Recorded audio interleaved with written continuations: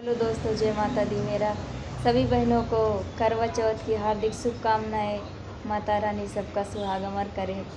एक मैं बहुत ही दर्द भरा गीत लाई हूँ, जैसा होगा आप लोग कमेंट में ज़रूर बताइएगा। मचिया ही बैठी है सासू तो बहू से अरज करे, बहू से अरज करे हो।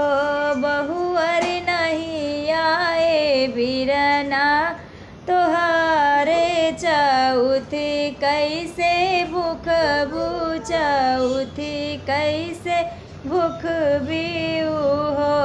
बहू अर नहीं आए बिरना तोहारे चौथ कैसे भूख बुझौथ कैसे भूख बीऊ हो। यतनी बचनी सुनी बहुआ नयन आंसू ढुर कई, नयन आंसू ढुर कई हो। सासू नन्हवई में मरी मैया मोरी, बापैया नाही जानई, बापैया नाही जानई हो। सासू नन्हवई माँ मरी मैया मोरी, बापैया नाही जाने, बापैया नाही जानई हो। सासू भैया का भौजी अपनावई तो हमें बिसरावई, तो हमें बिसरावई हो। सासू भैया का भौजी अपनावई तो हमें बिसरावई, तो हमें बिसरावई हो। आजू जो होती मोरी मैया करौना लैके भेजती, करौना लैके भेजती नी हो। सासू बाबा के कमान सहरवा करौना कैसे लई है, करौना कैसे लई है हो।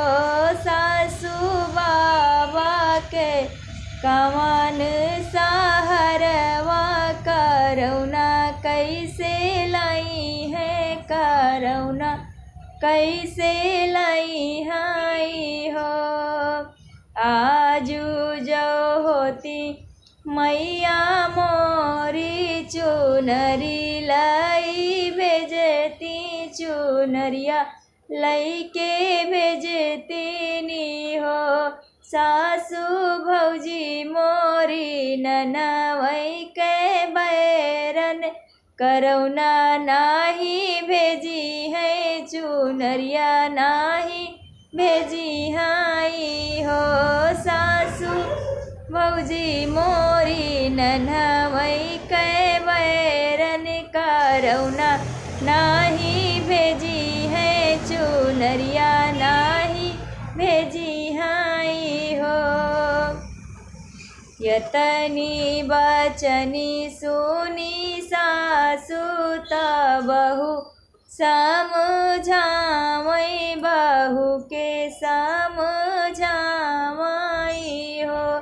बहुआ हम तोहरी माई भौजैया, तो हम ही चाचिनी तोहरी, हम ही चाचिनी तोहरी हो। बहुआ हम तोहरा करवा मांगऊबे, तो करवा सजऊबे, तो करवा सजऊबई हो। बहुआ हम तोहरा करवा मंगऊबे, चुनरिया